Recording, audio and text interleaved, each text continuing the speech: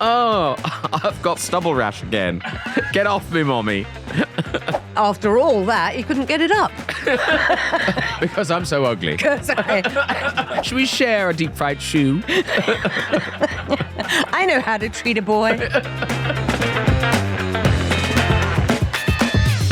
It's that time of the week again. Hello and welcome. Half an hour of half-baked advice on Wanging On with Graham and Maria. I'm Graham Norton. And look, it's my good friend and colleague, I am Maria McErlane, indeed, and this is Rafi. Rafi. Stinky Rafi. Stinky Rafi, still very jaunty in his slightly grubby kerchief now. He takes it off for sleep. Of course he does. Leaves it on the side of his little He bed. likes to sleep au naturel. With a little bit of Chanel number 5. Yes, that's all I wear to the kennel. Now, Maria. Yes. We start this week with some very exciting news. I know. Do you know what it is? No, you're going to tell me. Am I? Okay. Well, we are going to be doing our first ever live episode of Wanging On with Graham and Maria. It's going to be at the Edinburgh Festival this summer. It's very exciting. It is. And we're at the beautiful King's Theatre, which is under the auspices of the Gilded Balloon. Yes, lovely Karen Corran Edinburgh. from the Gilded Balloon, who we both met probably 40 years ago. Oh, like a long time ago. I don't think it's quite 40 years for me.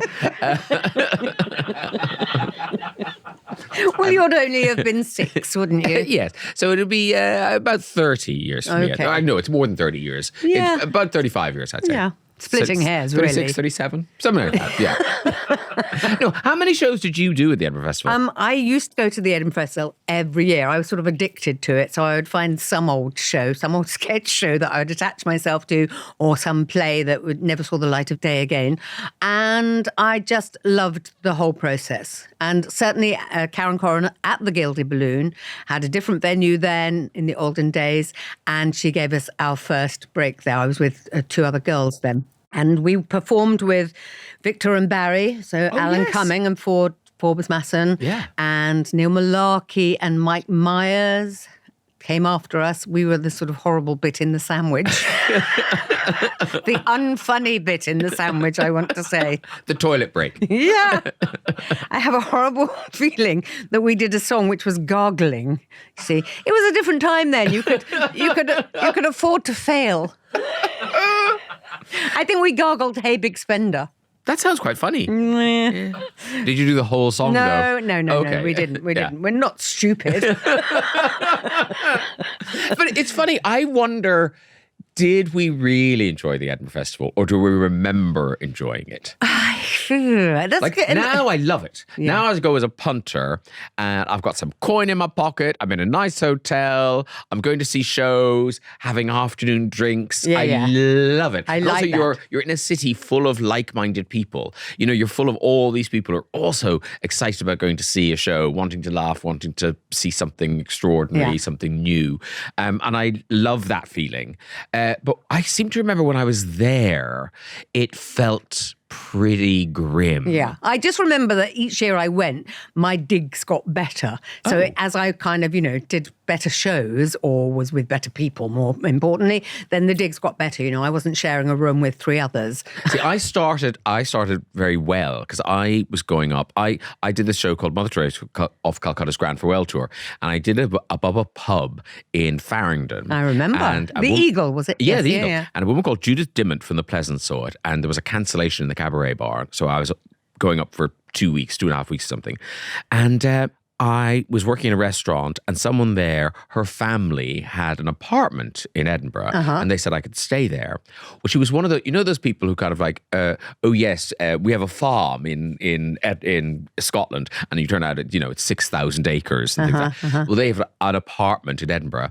It was massive. It was it just you staying there? Just me there, sprawling dining rooms with plants. I remember there was a grand piano with kind of draped in a cloth and things with, silver framed photographs all over it.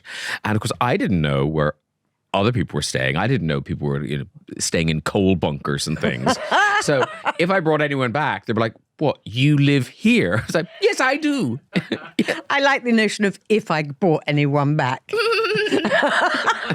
Of course you did. I just remember feeling tired a lot of the time in Edinburgh because, of course, you stay out so late. Yeah. And Leighton Live started at midnight until 2:00 in the morning, and then you would find some other drinking den to go to. I mean, the very thought of it now makes me feel tired. Oh, I do remember, though, the joy, because there would always be a fish and chip shop open on the way home. For a deep fried Mars bar. A deep fried anything. A deep fried shoe I'd have eaten with pleasure. Is that when you were taking someone back to your palatial place? Yes. Should we share a deep fried shoe? I know how to treat a boy. That I remember loving.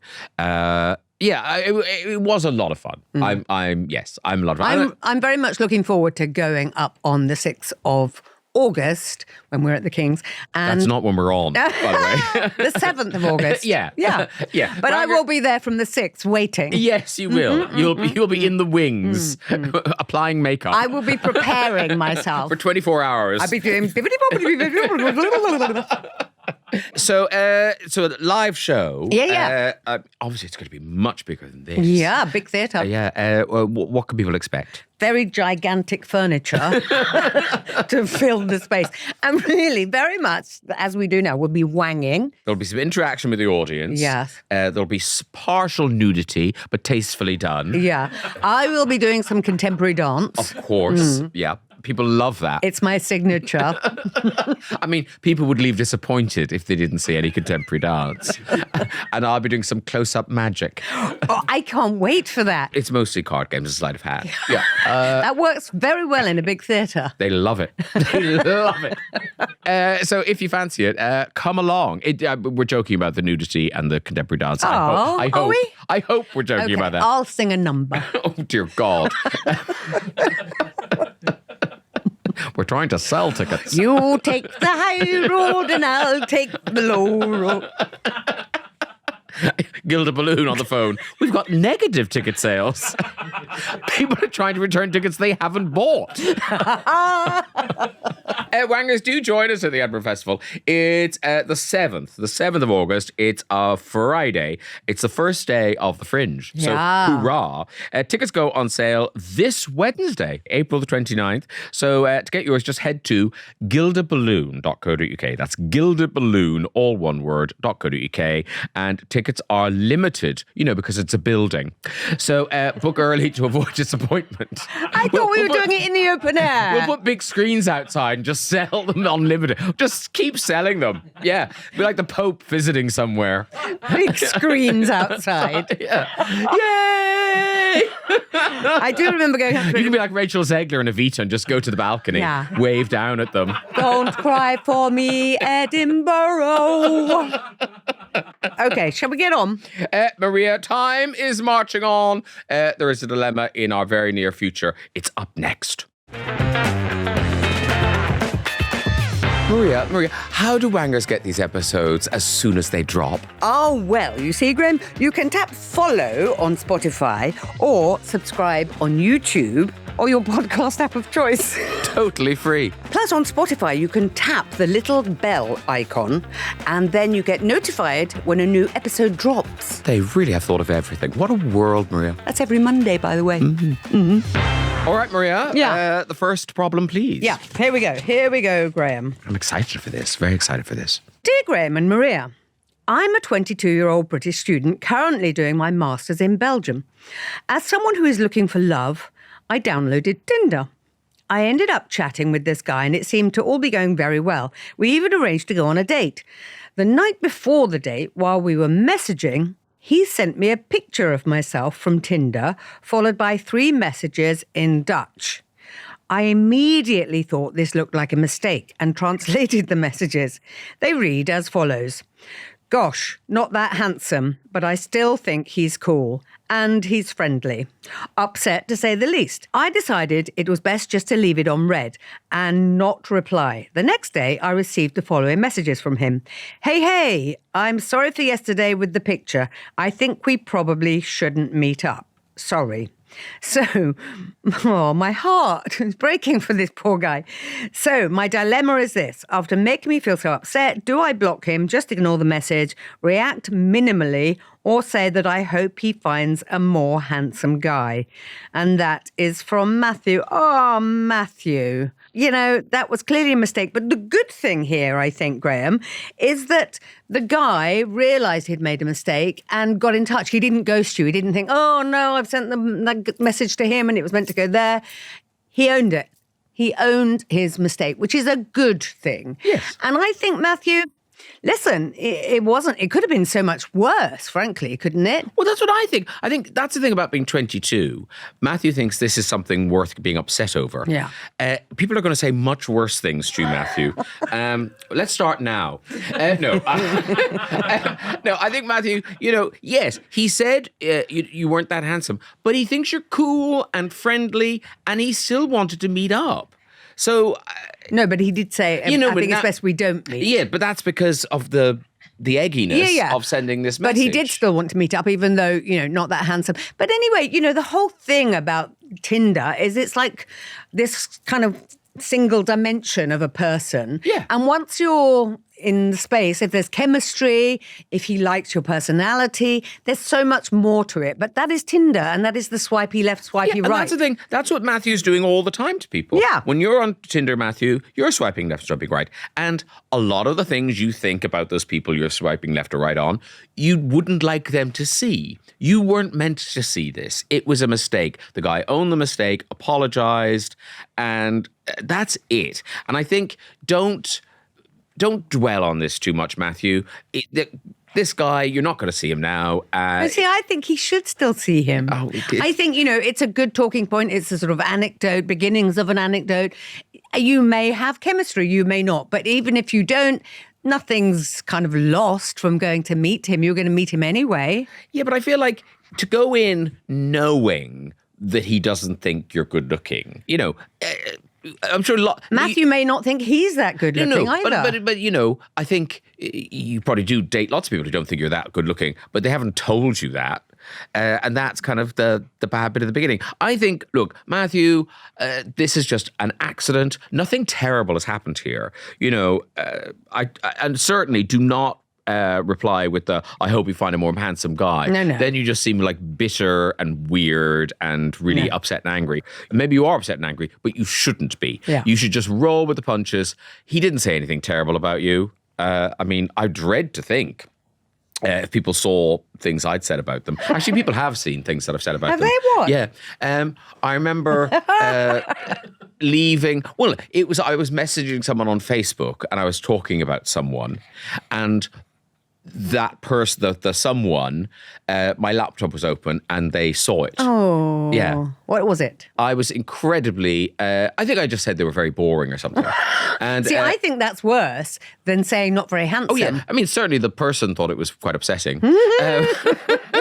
And because I Reader, I married him. Yeah, no, I did not. But I was very unapologetic. Because So I you just owned it. You owned it. No, because I thought, well, that message wasn't for you. Obviously, I wouldn't have messaged you saying that because that would have been very upsetting. But now you've been sniffing around my computer. Look what came of that, you moron.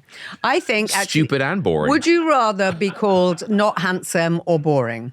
I mean, neither of them are great, but boring is worse. Boring is way worse. So I think what this guy said, and that he owned it, was, but he's kind or nice and friendly. Cool, and he's friendly. And cool. Friendly and cool. I mean, come on. And so you have the opportunity, if you do decide to go and meet him, to prove that you are all of the above and more. I just think this is done, Matthew. Tinder is a great big thing.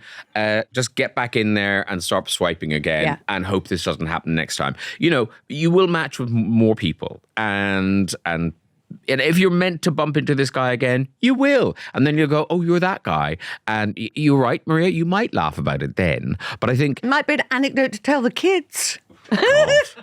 You don't know them. I can hear the children's eyes rolling from here. I think it's quite a good way to start a date, to laugh about something that happened. And then you can say, I've done it too. And if anybody read my messages about people, they would be horrified. I was actually pleasantly surprised that it wasn't that bad. Yes. And you said that I'm friendly and cool. I mean, I think, Matthew, you just need to put yourself in this guy's shoes. Yeah.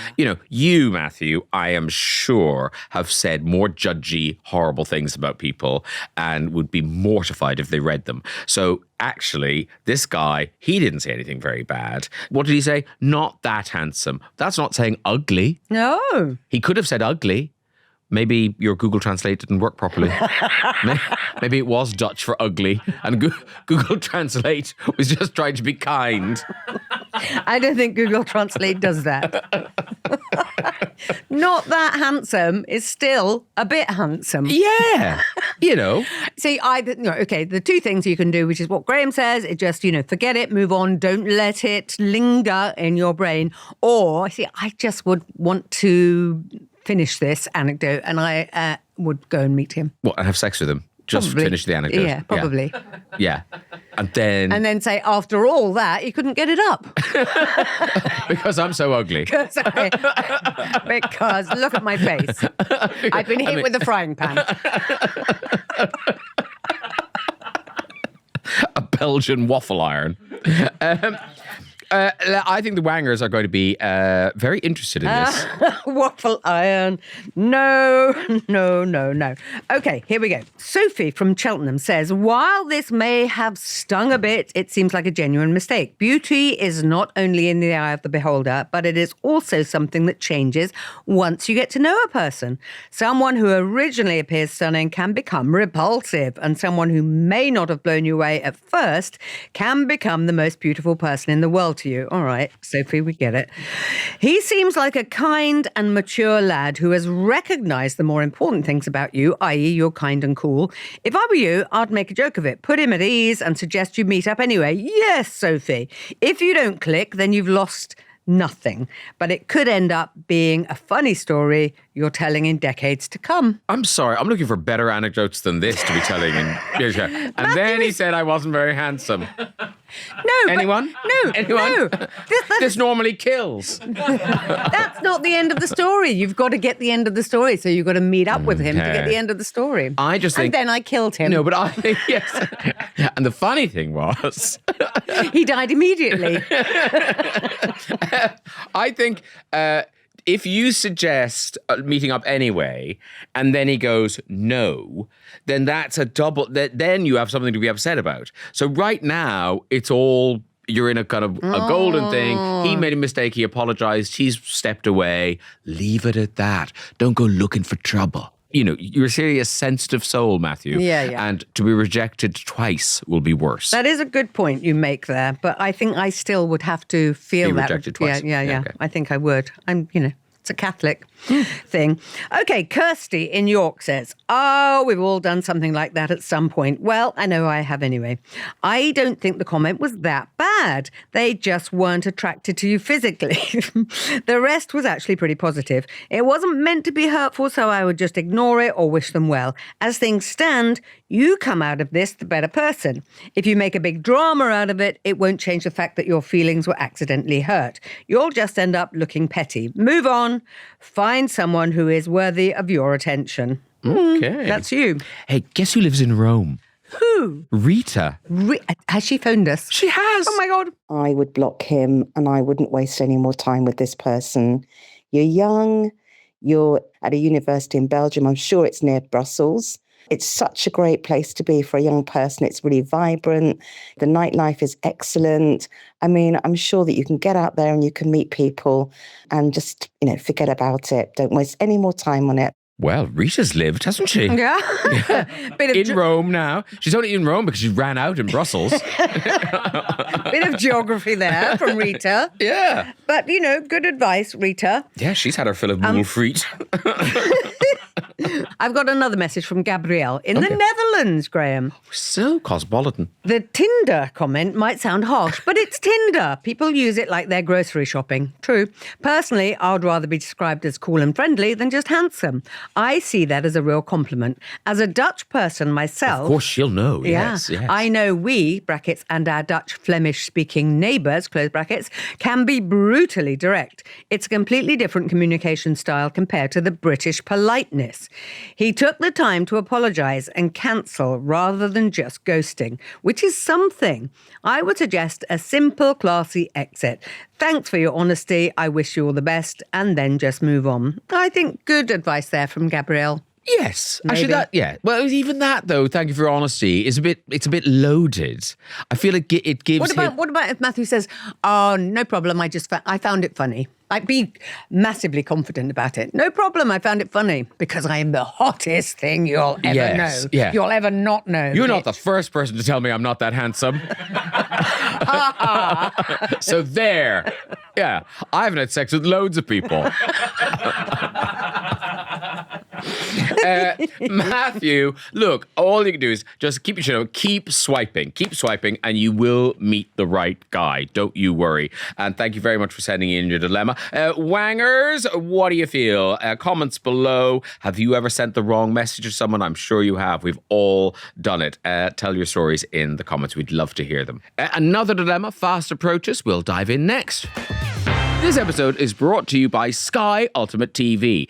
Now, Maria, don't you just hate TV FOMO? I hate it, Graham. There's so much good stuff to watch, endless recommendations from friends and family, and I really do hate missing out. Well, breaking news, Maria, because Sky have solved the TV FOMO problem once and for all. For the first time ever, Sky TV, Disney+, HBO Max, Netflix, and Hayu are all now included with Sky Ultimate TV, so you can get all your favourite content together in one simple subscription. Finally, all this great content in one place, easier to manage and with only one bill. What shows will I be able to watch, Graham? Well, I'm glad you asked. There's the new Saturday Night Live UK on Sky, Bridgerton, of course, on Netflix, The Pit on HBO Max, Grey's Anatomy on Disney+, and Below Deck on Hayu, plus loads of others. The shows that everyone is talking about. No more telefomo for me, Graham. And you can even put them all in one handy playlist. Exactly. You'll never feel left out of a conversation again. Well, not one about TV anyway. Get Sky Ultimate TV for £24. That's over £20 worth of streaming apps included. Visit sky.com/TV. Prices may change during the 24-month minimum term. New customer joining Sky Stream with Sky Ultimate TV only includes Disney+, standard with ads, Netflix, standard with ads, HBO Basic with ads, and a taste of Hayu. For full terms and conditions, visit sky.com/TV.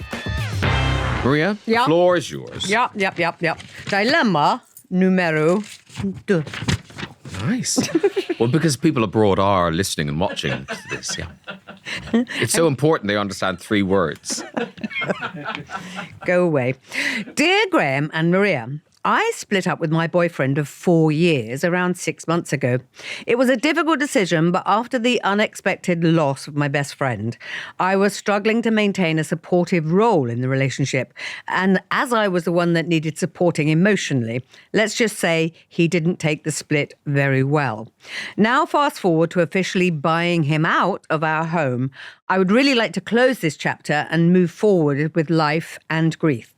However, my spare room has bags of his belongings. He asked to store them here until he gets the keys to his new place. Now, I know he has the keys now, but no word on when he will collect his stuff. I feel so anxious about seeing him, and friends have suggested I just drop the bags at his parents', but I don't know what to do for the best. Love the pod. It's my calming escapism before bedtime. Thanks in advance. That's from Emily. Oh, thank you for your kind words, Emily. And I'm sorry. Not anymore, Emily. I'm sorry. What do you have to say to Emily, Maria? What's calming before she goes to bed? Sorry, Emily. This might not be the thing you wanted to hear. But no, I feel for Emily because I think when you split up with someone, you want to kind of make it clean. He's having trouble with it. And I think a psychologist will tell you, leaving his stuff in your spare room is like still being there, isn't it? And it feels like that to you. I don't think you need to involve his parents in this. I think you're both grown-ups. you know he's got the keys. Do you know where he lives? That would be the thing, because I would just send it round in a taxi. Look, I think Emily did. Isn't it interesting? I think a lot of people break up in bereavement. Yeah, because there's something you suddenly go, why am I doing this? Yeah, I think it gives you such clarity, doesn't it? Grief. Grief, you really look at your life and see what matters, what doesn't matter, what's important. And so, Emily, you've done the really hard bit. After 4 years, you went, actually, this isn't working. And clearly, you thought it was going to be working because you bought a place together or rented a place together. So it's been a shock for everyone. It's a shock for you, shock for him. But you did the hard thing. This bit is the last hurdle. And I just think you need to, I know you're anxious about seeing him. You're going to see him. And so just rip the Band-Aid off and go, look, I hear you've got the keys. What are we going to do about all the stuff you've left in my thing? And yes, you are going to meet up. It's going to be awkward and weird, but it's better than having a room full of his belongings with you 24 hours a day for months. So it's not going to be easy. You're going to dread it. He's not going to want to engage with it. But but like I say, you've done the worst bit. Yeah. So this bit just needs to happen. I think Emily also has to remember that you had the grief of your best friend and also the grief of a relationship after 4 years. And, the house situation, you had to buy him out of the house. These three things are the most stressful that you can have. A sort of a divorce, a death, and moving house. You haven't moved house, but you've still got all his stuff. Presumably you have had conversations about this, Emily, with him, about his stuff in the spare room, and he's dragging his heels. I think maybe you could say to him the next email or whatever, however you contact him, I have a friend coming to stay. I have a friend coming to stay and the room is still full of your stuff. Can you come and collect it? If he doesn't respond to that, you have to say then, I can't have your stuff anymore. I will leave it outside in bags. Or if you give me your address, I will send it around. I mean, you don't actually have to see him. We don't know how much of this stuff there is, but if he's not taking responsibility, I think, are you listening? No. Yeah, I am. If he's not taking responsibility, come on, Rafi. Oh, there you go. If he's not taking responsibility for his stuff, there's a point where you have to withdraw. Except, yes, if he's not taking responsibility, then I think you are allowed to send him an ultimatum and kind of go, look, this stuff is moving. Yeah. Do you want me to send it to your parents? Do you want me to send it to your house? Do you want it to show up when you're not there? You've got to engage with this because this stuff is not staying in my house. We have broken up. But I think there's lots of steps before you get to that. But how many steps? I mean, I think... Not many, but I do think, look, It does sound like they've had conversations about this. Yeah, but I while think his stuff is there, he is still there. Yes, and I think breaking up with people it's terrible from both sides, and there is that thing where you'd like them to vanish off the face of the earth, so you need never. Which is why I them. Find it best to kill them. Yes, I know. But that's why I had to move house because my garden was so full. Yes, you are known in Hastings as the Black Widow. So I think there's really not a lot of advice to give, Emily. It's that you have to just grow a pair a bit and make contact. You will have to talk to him. You probably will have to see him. And but like I say, you've done the worst bit. The horrible bit of ending this after 4 years, which must be just... But at least I think the good thing in a way, when you ended it, you were in absolutely the right place. You had the grief of losing your best friend. You knew the relationship wasn't working. You had clarity. So you were able to end it. Now, those feelings have slightly gone away. It's got a bit muddy. It's got a bit muddy now. And now you're having to deal with it. So, but you do have to deal with it. And as we're saying, when you do... One, it won't be as bad as you think it's going to be. And two, you will feel so great afterwards. I think both of you will feel so great afterwards. Yeah, I agree. Should we see what the wangers have to say? Yeah, it's a big one. And I think a lot of us have been through this. So these should be good. Here we go. And also, Emily, you have to be kind to yourself because you've been through quite a lot. So this will help, I think. Wes in Brighton says, the ex may not be ready to end this relationship and in desperation is using this storage issue as a way to delay the inevitable. You've clearly clearly made some tough decisions to move on, and I would say getting rid of his belongings isn't another one. He needs an ultimatum before you ask his parents to collect. Put a deadline on this too. If the deadline passes, then take the belongings to a skip or a worthy charity shop on the high street. Whatever you do, do it with dignity and be sure in your conviction. Don't take any nonsense. He needs to move on like you have. Stacey says it's a sad situation all round. He's probably as anxious about seeing you as you are about seeing him. Nothing wrong with dropping his bags off at his parents'. It may feel awkward, but at least then you'll have more space in the spare room for new, hopefully happier things. A baby? His final gift to you. Oh, I thought those black bags were a reminder. Oh, one more belonging. That's my impression of a baby. Jono, I don't think it's my husband, has left us a voice note. My advice would be get them gone. Message him, your ex, or a mutual party like pals you know, or his parents, saying that he has till a certain date to collect the items. And if not, just be honest, being like, you don't want them anymore and you'll be putting them to the skip. It's not that hard, really. Thank you. Bye-bye. Wow, my husband's mad for the helium. He is, isn't he? I really don't think the skip is necessary at this stage. No. But don't let too many stages. Yes, but I feel like you don't be too aggressive in your ultimatums. No. Because actually there are things you know. Well, that's why I'm saying, just saying I've got a friend coming to stay in the spare room and Yes. there's no room for her. So Jake in Bournemouth says, he's got his keys. Your spare room isn't a storage unit. Time to return the bags and close the chapter. Best way, box everything neatly, bring a friend, pick a dry day, then dash it to the door, no lingering. This is a swift drop and go. Knock or don't, leave it with a note or not, and go, go, go. Take a quick photo as proof.